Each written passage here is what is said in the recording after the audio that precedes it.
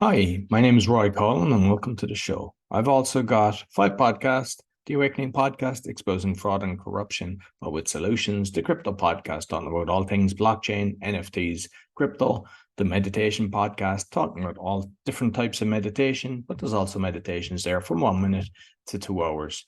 And the other one's the Learn Polish Podcast. So if you're interested in learning Polish, you can do that.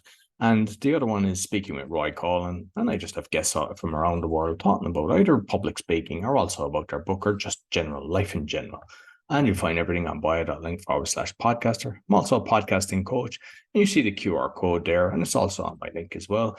And if you're interested in actually going on some podcast shows, I'm helping people doing that.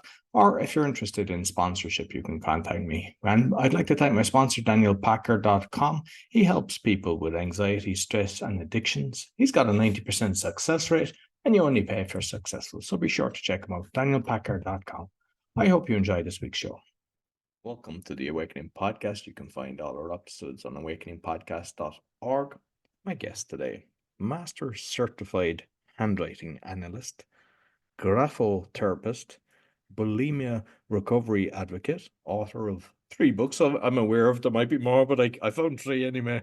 And also the podcast host of Bleep Bulimia. Please welcome LaurieAnn Campbell. Hi, thank you for having me. Appreciate it. Yeah, no problem.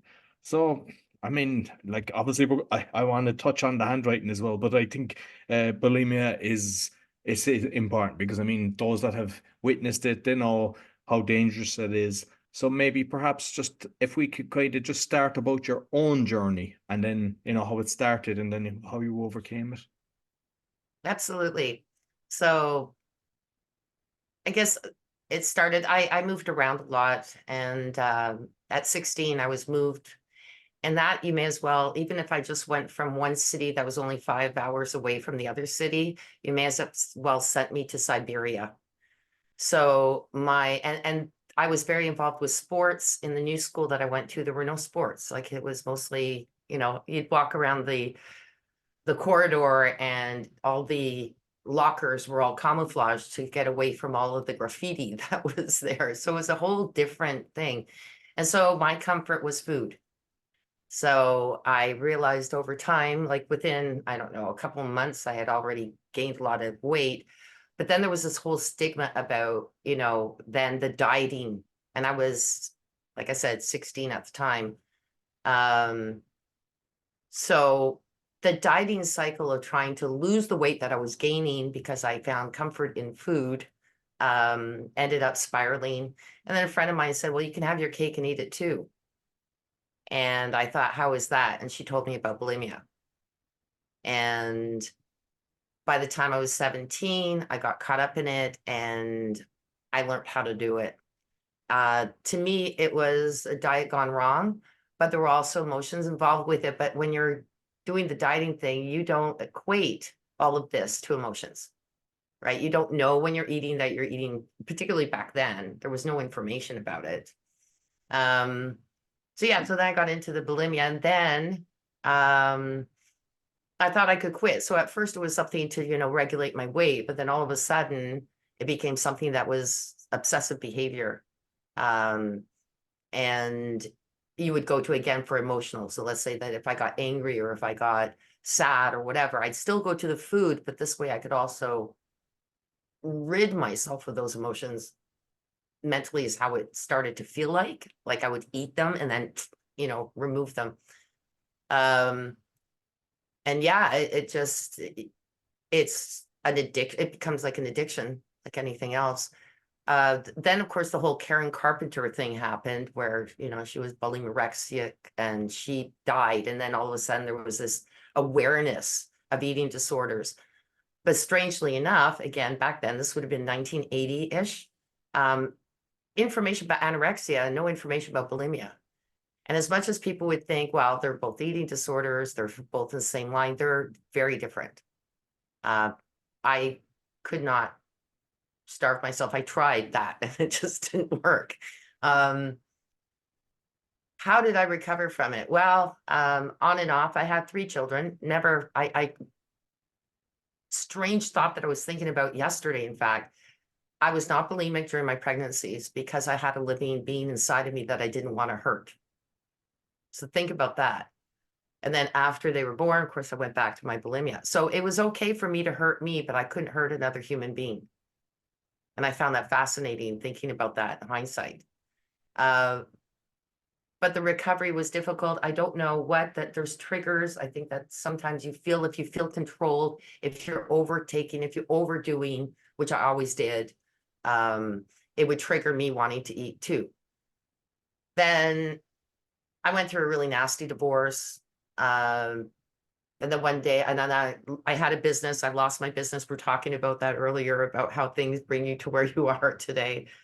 And I ended up living with my sister for a while I was trying to get my feet back on the ground after losing everything. And she came to me and she says, I know that you're still bulimic. And I'm now 48. This is like 30 years later. And she said, I love you. And she says, I'm here for you to talk to. So no judgment, nothing, just, I love you. I know that you're doing it. I'm here for you. And it was like this light bulb. Not everybody heals the same way, but for me, all of a sudden I thought, I don't have anything controlling me. I have nothing here right now. There's no reason for me to be doing this. And I have a sister who loves me. And I quit. And that was February 11th. It's going to be 13 years. So, like you, because I read that, I don't know, were you 7 when you moved to Turkey? Yeah. So that's a hard age, because you're just building friends maybe in the neighborhood and everything, and then you kind of move back, which lost probably friends that you built then. Like, do you think some of it were emotions attached to that and kind of not being able to fit in because you were afraid, hey, I'm here and then I'm there? I really do believe that as well, because also the older you get, you're moving into a clique that's already been together for their whole life. And you're that new person and you never really do fit in. And so I was thinking about that too, that probably had a toll on the emotions as well. And speaking of diet, where did I start the diet? Actually, it was just before I moved to Montreal. So we lived in London, Ontario after Turkey, and then we moved to Montreal. And this is Canada, of course. And my sister was getting married, and she told me that I was overweight, and she had me go on a liquid diet for 3 days to try and lose weight for her wedding. And that's how I was introduced to dieting, which was I had never thought of Is myself that the as, same I sister was, or a different one that actually said she was there for you? oh, that different one. Yeah, no, the one that's there for me, still there for me all the time. She's my darling. Yeah, But because it's amazing how different things can trigger this, and it like, I think especially for like parents as well, because sometimes they're thinking, oh, we'll move because of this. I don't think they realize, because I've seen this with a load of guests and just people I know and everything. I don't think they realize how difficult it is for a child moving. I don't think so either. I think my mother now is more aware of it because she brings that up. Um, there's 4 daughters in the family, and we've all dealt with it different ways, but you can see that it's affected some of us in different ways, more externally, some of us. Me, it was more internalized. That bulimia was internalizing it. And she said, well, I really never thought of it about all the moves and not having that consistency. So I think my mother, it was one of those things that she feels that really affected her daughters, but that doesn't come until years later. Dad was following his career, right? And taking care of his family and doing the providing, and it was a necessary thing to do. So we just followed. Yeah. It's unbelievable. And there's one thing that I say, I was actually very happy when I read this about you. It's because it's a thing that I say when I'm asked, like, I was married 10 years ago, just it didn't last long, but I got a beautiful child out of it. And I don't like saying what's your marital status, divorced. And I think you wrote, you divorce from the word being divorced, you don't use it either. Because it's Yeah. it's a negative. And even if the other person goes away and gets married, what's their marital status? They're married. What are you? I'm divorced. It's like, so I say the same. I'm single. I say I'm single. And I think more people should do that, because it's like if the way that it's done. I mean, everything, when you kind of look at the world and everything, it's like tarring you with a negativity. You're absolutely right. And I mean, I've been divorced now for 20 years. That was longer than I was married. So why do I have to say I'm divorced? I'm single. I've been single longer than I've been married. So I think that it takes, like precedence over that. And yeah, I'm with you on that one. I find that divorce sounds like a negative, and it should not be put on people. I think once they do divorce, they should just be able to say single. Yeah. They even do it on all the applications and everything, married, single, divorced, like single. Exactly. Yeah. No, exactly. And I think it's something we should be pushing, because it's like, why have we accepted this? So Yeah. with the bulimia then, because how long was it before, like, say, your mother or your friends or your sisters realized it? Did they realize it at the start? Because I'm assuming at the start you're not going around telling people what you're doing, you're just doing it on the quiet. Did they realize it fast enough, or how did it come about? Okay, so odd thing. So I'm in this new school. I have new friends, and my one friend that I made that was very close, she was also on this dieting kick. And everybody used to think we were sisters. I mean, we actually kind of looked alike. So it was kind of interesting, both very tall. And then I told her what I was doing, and then so it's like almost that they could talk about the college thing and kind of like that, but that she tried and couldn't. Then she started getting upset with me, saying that it wasn't healthy for me. So that's when you start to hide things. My mother caught me at the beginning of the onset, and so did my nice sister at the onset, and told my mom.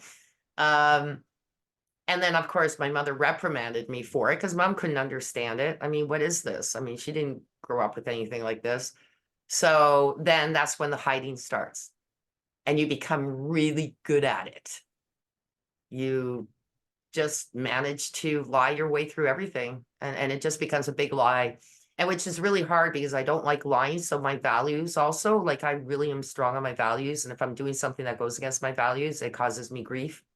So that whole 30 years on and off, let's say, because of course my pregnancies I didn't, but really ultimately, and I think I quit once for 2 years as well. But it was yeah, I was lying, and I couldn't stand that feeling. But I got good at it. We get really good at it.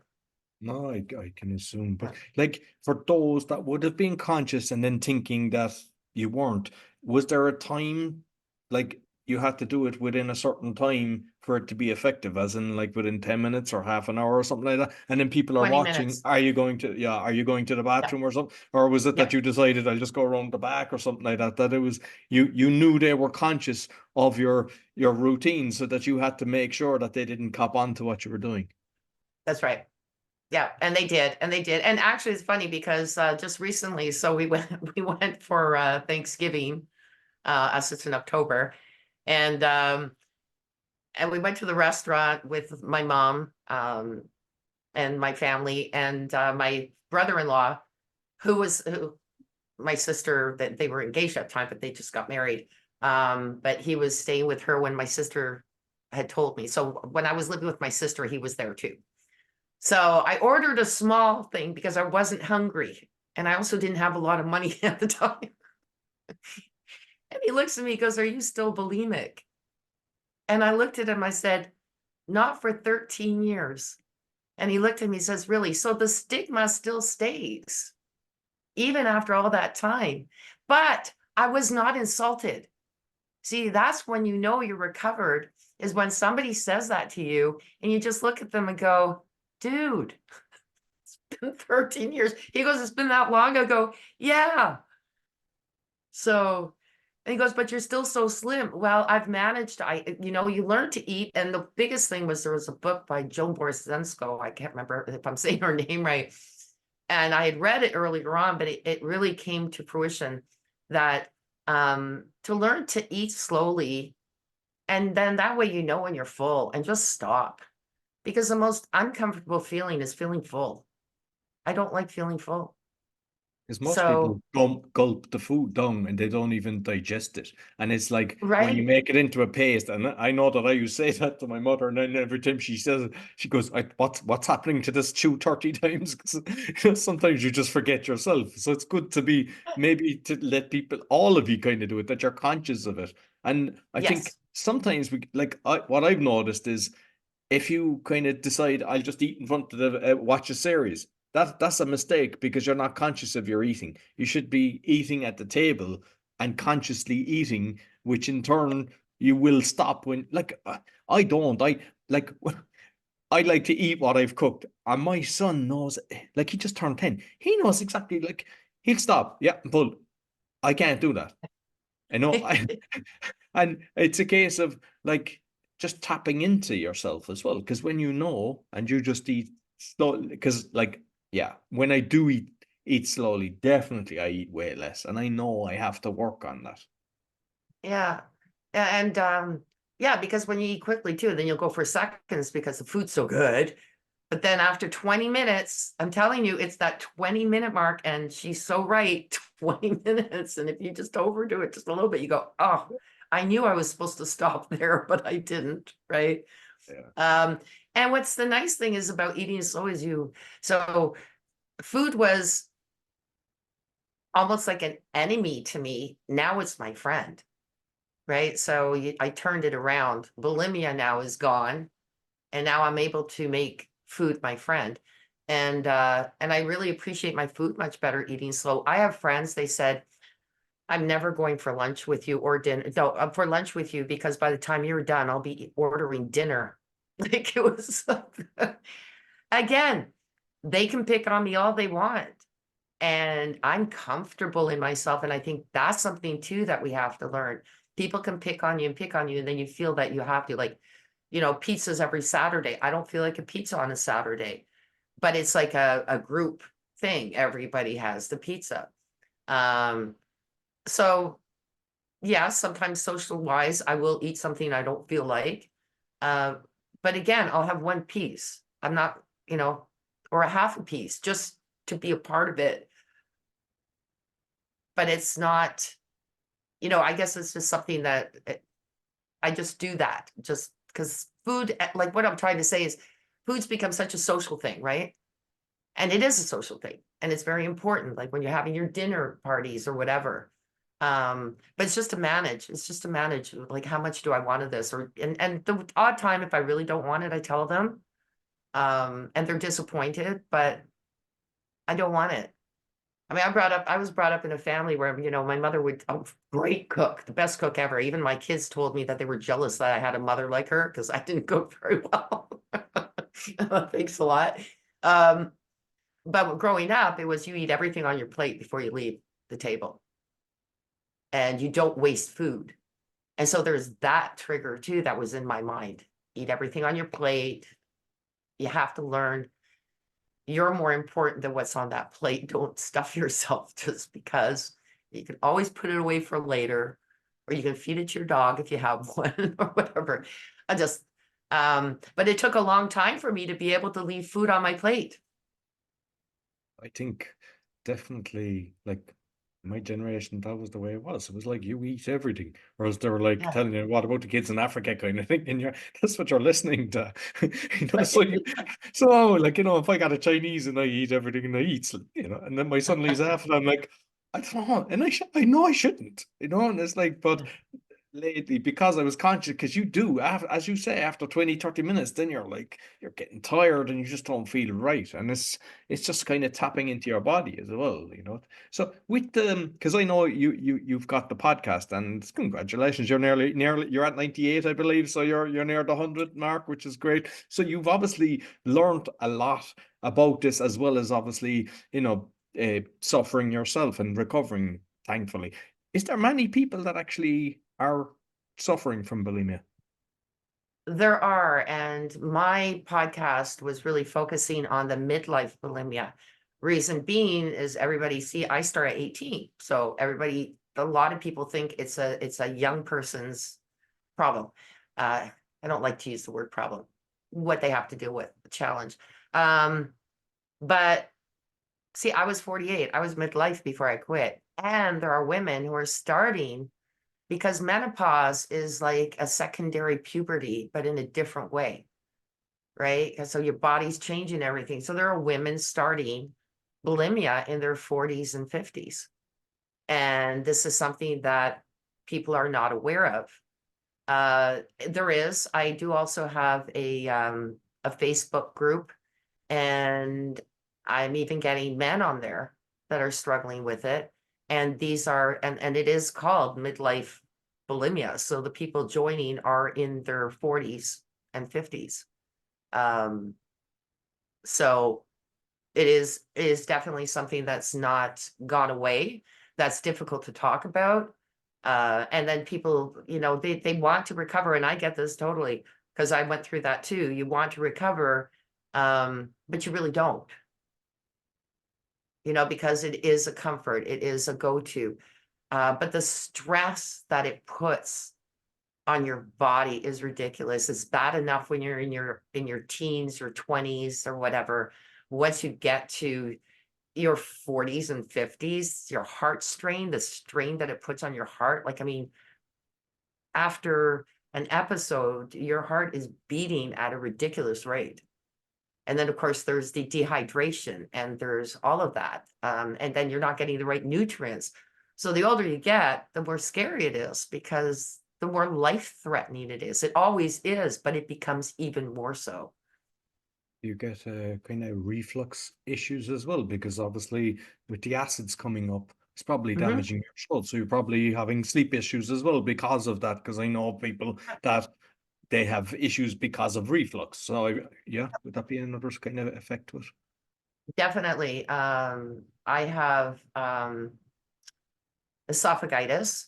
It's not happening as much, but that's where the flap has been damaged. So you get really excruciating pains in your back, which has to do with the esophagus closing up and not able to release air properly. There's also the other thing too, your teeth. I mean, the acid burns the enamel off your teeth. Your teeth start to go bad. Like, that's all stuff that happens. Never mind what you're doing to your organs and all that. It's not to even say to anybody out there, if they're listening and they are bulimic and at this age, don't panic about it, but be aware of it. It is something that is life threatening. And the older you get, it always is. Like I said, I don't want to discount that, but it gets worse as you get older. I mean, we have people that have reached out that were, in their 60s even and 70s still doing it. Yeah. I think, especially in America, for some reason, you kind of, with all the GMOs and everything, the food and most people aren't conscious of the food. So especially if you were like, you liked kind of your appearance, and then through no fault of your own, you start filling out. And I think people then are starting to do now. But the reality is, if they actually just started to understand the foods, where they came from, even like they're eating the animal, and if you look at it, the price of chicken and stuff like that, well, I mean, I know it's changed in the last few years, but you're like, how can anyone make a profit with this? So the food that they're giving them is obviously cheap and it's mass produced, which in turn goes into you. And I don't think people kind of think of the chain reaction. And I know it's not always easy to get organic and everything, but even have it once a week instead of every day. And it's just because I think that's like, from a young age, I used to always wonder, like, well, how can people just go, and it's down to the toxins in the food, which is orchestrated. But I think people need to kind of take control of that themselves as well, to hopefully not get into this, or even if they are in that, to just be aware that there's actually, once you eat the proper foods, you won't have you're not going to swell out. Yeah. And that is a big thing too, because that's the other reason why I was saying some people, they're bulimic, they want to quit, but they don't want to quit, because that's one of their biggest fears, is gaining weight. I've been 13 years and I've maintained my weight. Again, though, it's because I learned to appreciate food, to eat slowly, to know when to stop. And So it's doable is what I'm saying. Like you said, if you learn to eat the right things, like I'll sit there and I used to love chocolate. I don't love it as much anymore, but the odd time I really want a piece. But then I'll sit there and go, okay, so I'll have the piece, but sometimes I'll look and I go, well, you know what? I like bananas just as much as I like chocolate. So why not go for the banana, right? Because it's got more nutrients in it. I'm very nutrient aware that why would I waste my time eating something that doesn't have the proper value for my body? Not to say I don't. I'll have a piece of pizza. I'll have a hamburger. I don't, and that's the other thing too. I do not diet. If I want something, I have it. Because the restrictions are really bad. If you restrict yourself, you're gonna want it. It's like anything. Somebody says, don't do it. You want to do it then, right? Because And with the chocolate, because if I get like a cheap chocolate, I could eat 2 bars and you'd look at me in disgust. So when I'm shopping, I never get it. I get 90% cocoa, and sometimes I'll just have 1 or 2 squares and I'm done. It gives me the hit that I want, and I'm yeah, grand. It's just that, like, you have to be conscious shopping as well. Like, because I know an Irish thing was basically, if guests call, that's why I have the big biscuits and that's why I have the cakes. But who ends up eating it is yourself. So I just go, that's no, I just don't buy it, because I know I will be eating it, and I know it's not good for me. So that's the way I kind of get over that one. yeah. So, and I learned over time, I actually could. I mean, I've got my mother loves chocolate, so she always gives me she buys the little tiny ones, so she gives me handfuls of them. And then I felt like chips, so I got a little bag of chips, and I got one for her too, because I live with my mom. And she goes, I'm going to eat the whole thing. I said, well, at least I got you a little bag, right? But for me, that little bag, that lasts me 3 days because I only take a few out because it's just a craving. I just have to get past that. I want a chip. So I eat the chip and then I'm okay. I and I'm pretty impressed with myself because there was a time where there's no way you have anything in front of me like chips. I love chips, right? So if there was a bag of chips, it'd be gone. And I savor it now, so it doesn't go because I savor it, and so those little handful of chips last me, and I enjoy it, and I go, "Ooh, this is really good," and for the next time, right? But but like I said, I wasn't always like that. Like you, like chips were my big thing. Like if you had a bag of chips, since I was a kid, I have to tell you this because it's funny. My parents used to have New Year's Eve parties, and then there used to be bags of chips in the basement. And here I am, like 6 years old in the basement, right? And my parents are sleeping upstairs. And I used to steal the chips, but it was crunching so loud in my ears, I thought my parents would wake up and put pillow over my head while I'm chewing like crazy. Yeah, so that was my addiction to chips started a long time ago. And you mentioned that you were able to, stop it when you had your children, but like at some stage, like as they were kind of growing, did they cop on, or did somebody tell what was going on? When did they become aware? Because I know when they're young, they probably don't understand it, but as they kind of got a bit older. I told my daughter. I opened up to her. Um, and then at one point she asked me if she could do a project at school and if I was willing to, be interviewed for it. And I said, absolutely. Because I wanted her to be aware of all of that so that it would give her more, be more educated so that she does not fall into this horrible track. Because it really is, it's even like your introversion because you'd rather food than people, right? Like there's just a lot of that stuff that could go on. You'd rather be alone and you push people away just so that you can have your moment of being able to do your episode thing. So I did, yeah. I told my kids. My son's a little bit later, but my daughter, I told her. Um, I think she was about 10 when I told her, and then she did her project at 11, so she was quite aware of it. Um, and she struggled through weight problems and bullying because they said that she was overweight and she wasn't. That's what's horrible. She really wasn't that overweight. I look at pictures and I'm going, she wasn't like that overweight. She was a larger girl, but not ridiculous. And that kids are the worst. Even at 9, I remember, I mean, I was tall. We get on the scale and all my friends are calling me fat because I'm way more than them, a fair bit, but I'm also like, 3-4 inches taller than all of them. And that never went away from me. I always thought I was fat, and I look at pictures of myself when I was a kid, I'm like, whoa, I was anything but because of that mindset of at 9, my friends, and that was in Turkey. So my daughter had that mindset too, that she wasn't good enough, that she was overweight, but luckily she never was bulimic. And she is now adjusted and beautiful. But I didn't even know about that till she was in her 20s. She told me, I wish I had known when she was younger, so I could, be there for to listen. I could listen to her. Because it's very painful when you find out that your kid went through that and you had no clue, right?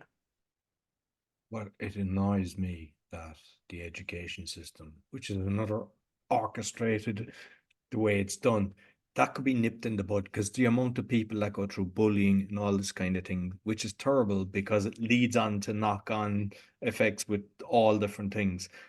And yeah. it's like they just wash their hands of it and look the other way when the teachers are the ones that are spending 6 to 8 hours with them.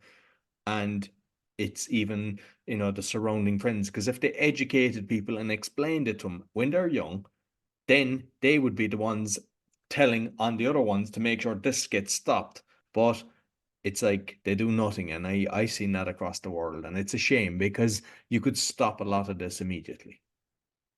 Yeah, because the mental health on that, being bullied is really quite significant. I was bullied in grade 7 and 8 because my mother I had to go to school with dresses and stuff while people were wearing jeans. I was not allowed to. So I was bullied quite a bit, but I had a really good support team of friends around me that would protect me from the bullies. So I was really lucky. So that it didn't affect me in the way that somebody is being bullied who doesn't have that support team. That is really, I can't even imagine. Like like you said, how it can move on to another thing and another thing, even like, later on, suicidal tendencies, even for some of these poor kids that have been bullied. It's yeah, it's awful. And then also to eating disorders like we're talking about right now. It could lead to that too, right? Absolutely. So I'll move on a tangent because I'm kind of fascinated by this as well. The Master Certified Handwriting Yes. Analyst. How did that come about, and what exactly? Because apparently there's not that many of them there. It's a fairly rare thing. Yeah, my mother had books on handwriting analysis, and I read them when I was younger. I can't remember, 9, 11, but I still have the books, by the way. And then while I was running, I had a business, an auto repair business, and I wanted to just, I'm on my own. So I thought, wow, this comes up, Handwriting University. And I went, woo. And I thought, I've always wanted to do that. So I signed up for it. And I just really believe in it. It's in fact from the books that I read for my mother is how I hired my nanny that I had, because after 3 children, it was actually more economical to have a nanny come in and take care of them than have them all in daycare. And the quick funny story about that was that there were 3 pictures and 3 letters. And I put the pictures aside and I looked at the letters and I picked the one that I wanted based on the handwriting from what I knew about it back then. Then I look at the picture, and the picture of the girl that I wanted to hire, like, I mean, it was like a mugshot, scary looking person. The other 2 were cute and blonde and everything. I went with it anyway because her handwriting showed honesty, sincerity, like a emotional, stability, whereas the other ones, their emotions, one of them was way too detailed. I don't want my kids to be around somebody way too detailed. The other one, emotional instability. I didn't want that. And she was with us, and she was only supposed to stay for a year because she came from Quebec to Ontario. But she stayed for 2. My kids absolutely adored her. And so you see, a picture doesn't paint at that, like doesn't paint who the person is at all. But handwriting does. And so from that, when I found out these courses, I just kept going and learned more and more and more about what was I found really interesting is that when you change your handwriting, you can change who you are. So if you have a low self-esteem, we're going to take that for instance. So you've got the T bar, right? And then how you cross it, where you cross it shows where your self-esteem is. So if you cross it low at the bottom of the stem, that means low self-esteem. The higher it is, the higher your self-esteem. So mine was in the middle, and I had to keep trying to move it up because that's what graphotherapy does. It changes your mindset. And it's not easy to do. You try that. So I thought that the just learning about the handwriting and learning how the handwriting and changing it can change you, I thought was just fascinating. So yeah, I just love it. And it helps in day-to-day life. Like where I'm working now, there's a lot of signatures. Every day the person has to, whoever I deliver to, they have to sign. And they do that at the beginning of me going through and training them through other things. I know how to train them based on how their signature looks. Right? So a smaller writing means the person's more detailed. So I have to be more detailed. A big signature is a fluffy kind of happy kind of go person, outgoing. I can be more outgoing with them too. So my personality, I can connect it to the person that I am dealing with through the handwriting. And what about then? Like some people, they write all slanted to the left. Some people write straight. Some people write to the right. I don't know what you class me as, but I know that mine goes all over. I have it going left, straight, and right. I don't know why, but I remember it was pointed out to me when I was in school, and I was even checking today, and I was like, yeah, I'm kind of still doing that. Like, even if it's bad, tell me. That is actually that there's a emotional instability, really. Not in the sense. So what I mean when instability is like there's a stable emotion. So if you're straight up and down, you're very logical. If you're to the right, you're sensitive. If you're to the back, you're holding back. You hold into yourself.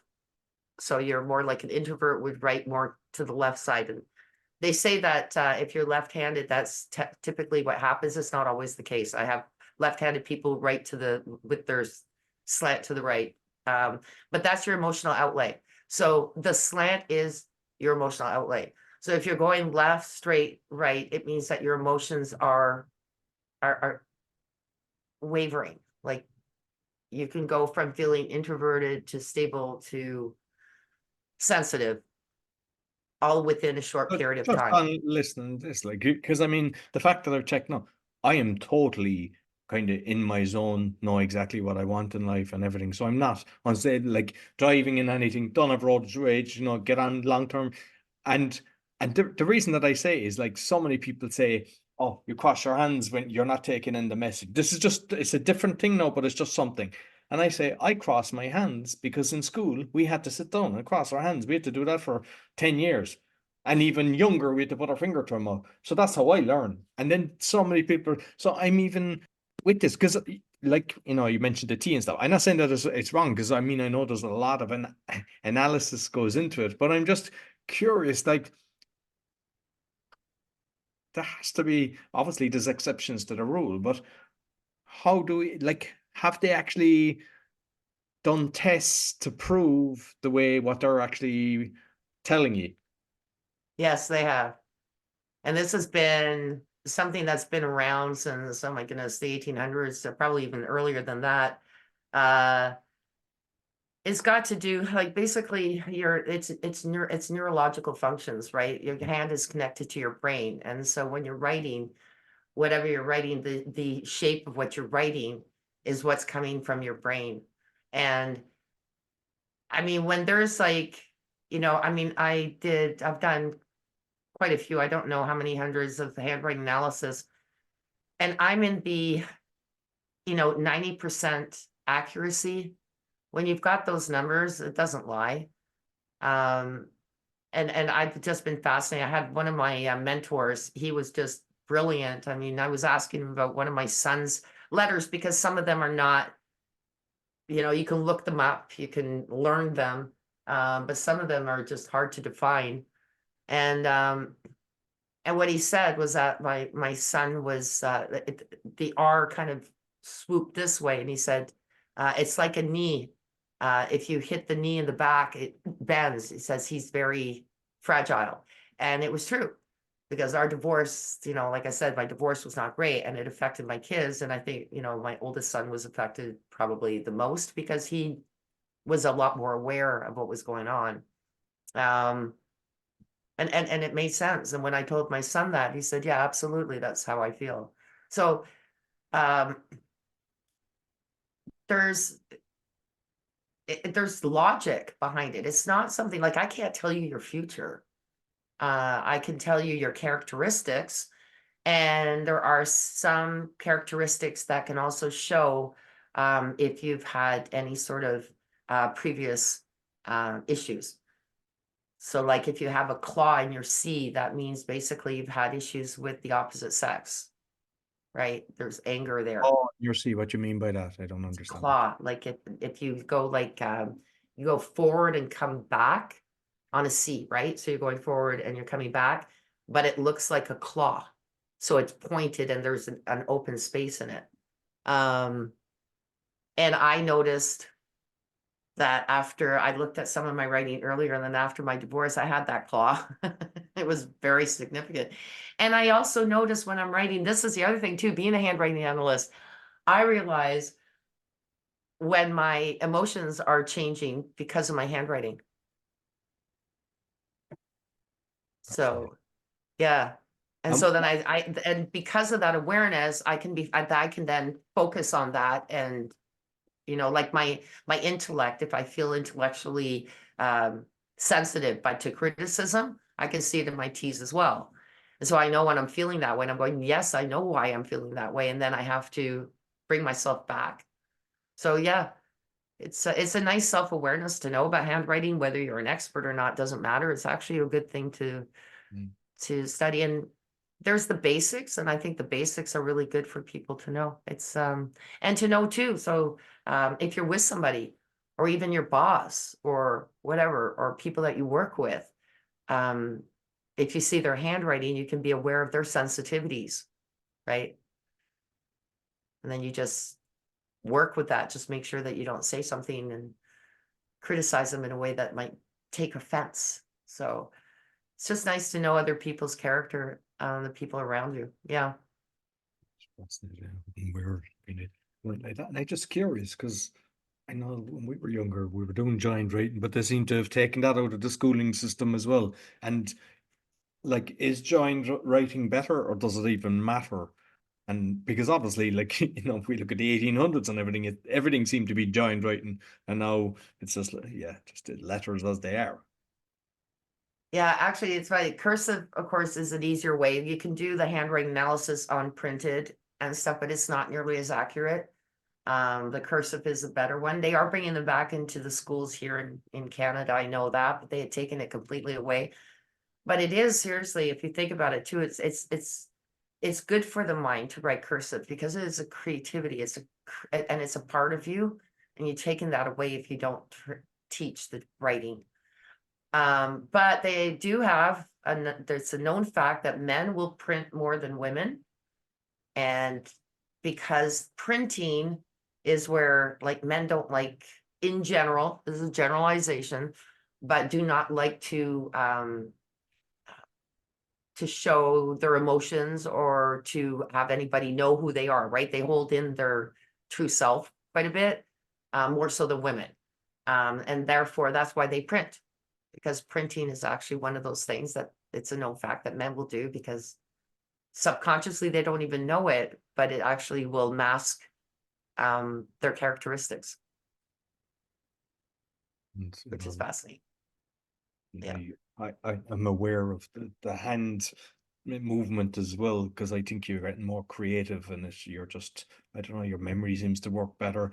Whereas a lot of people, they're just typing everything and they print it and that's it. And it's like, because your Yeah. finger, it's a totally different skill set. And I don't know, I've got books for everything, even all the podcasts, I have different notes and everything. And I just, how I write it. And I find it strange that a lot of people don't write anymore. Yeah. No, I need my notes too. My daughter is wonderful. She journals. I mean, she's been journaling since she was 9 years old. I don't know how many volumes of books she's got. She journals every single day. And and all handwritten, all cursive, and I think that that's healthy. I think it's a good thing for her to do. My son was funny because when I did his handwriting, he likes to print. And I said, can you try at least to do some cursive? And so he did some. He goes, I hate you. That's really hard to do. But then that's the other thing too, even with handwriting analysis, when people are, say, can you do my handwriting analysis? But they're so worried about how their handwriting is going to look. I don't care. I don't even read what they write. I actually am just looking at the shapes. And then they say, well, I write differently depending on the day. But the funny thing is the same characteristics will come through no matter how different your writing is. There are certain characteristics that are consistent because they are you and you can't get away from it. Yeah. And is there, because it's something that I'm curious now after this discussion, is there any books that you'd recommend just to kind of, I mean, obviously, doing the full study and understanding, but just to get the kind of basics and kind of is there any book that you'd recommend that would give you a bit of knowledge that would be decent?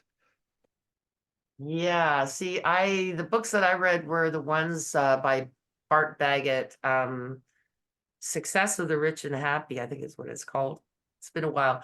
And I go over it again and over. But for the handwriting itself, this point, nothing that comes to my mind because, of course, I studied it through handwriting university, which, by the way, is run by Bart Baggett, just a lovely man and very, very knowledgeable on handwriting. If you go to handwriting university, I do know that they do have the small books that you can get and the cards. So there's a stack of 52 traits that you can get, and it tells you in each one of them what that trait is. So the shape of the letter, and then and it's very very affordable, but that would be handwritinguniversity.org, I believe or is it .com? No, I think it actually is .com. He also has both. If you go handwriting.org or .com, it both takes you there. And you can request that. It's just a little pamphlet book, and it gives you the overview of handwriting with the stack of cards. I can even provide them if anybody wanted to. I can get access to them as well. But that was where I started with the Handwriting University, and that's what intrigued me to go to the 101, and then I took the 301, and then I took the 501, which is the master's certification. And the neat thing about the master certification is one thing that is not proven 100%, but it does show your health in your handwriting. And the only one that is proven 100% is Parkinson's. You can see signs of Parkinson's coming on, but the other one's not. But I even had one that I did for one of my professors, and I said, you have arthritis. And he said, how did you know that? And it shows in the handwriting. So Interesting. And yeah. Finally, but and I'd like to kind of maybe get you back in a few months and go further into this because I think it's fascinating, and I'd like to actually, when I start researching it myself more. But like with AI, I mean, there's a lot of things it can do, but also not everything that you ask it and thing is correct. But I'm just curious, is there a AI that's actually analyzing handwriting? Is there tools that are able to do that? Not that I'm aware of. There are tools where, as a human, you have to input. So to give a final characteristic, like a report. But you have to do the analysis and put in, they have this trait, this trait, this trait, this trait, because it's all stacking of traits, right? To bring into the one person. So you can have somebody who's a liar, but that is a defense mechanism that they need to have because of something else that happened. So it doesn't make them a bad person. So there's certain things that would otherwise be known as, or seen as, a negative. For that person, it really isn't. It's a defense mechanism that they require in their life. We make a joke about lawyers, right? Like they all have their lying O's because it's part of their profession. So that doesn't necessarily mean that they're a bad person in all. Like, so those are things that we have to look at by stacking all the traits. So you do have programs that you can put in those things, and then at the end, it'll give you a report based on all that coming together. We don't use that. Like, that's not something that we are recommended to do, because it's better for you to learn how to do that yourself. But they are out there. But to just put in the handwriting, I don't know of any AI program yet that can actually, you can just say, here, put that in and tell me what the person is. I do not. At this point, it's human based. LaurieAnn, thoroughly enjoyed the conversation. You might let people know where they can find you. Yes, the best place to find me is if you go to iamthatgal.com. That's my central point. Bleepbulimia.com is also where, if anybody is needing to reach out, they can find it on there. There's the links to my book, because I have a book on bulimia recovery for midlife, and also to the previous episodes, because my podcast is primarily on interviewing people who can help, because everybody has a different way of healing or of recovering.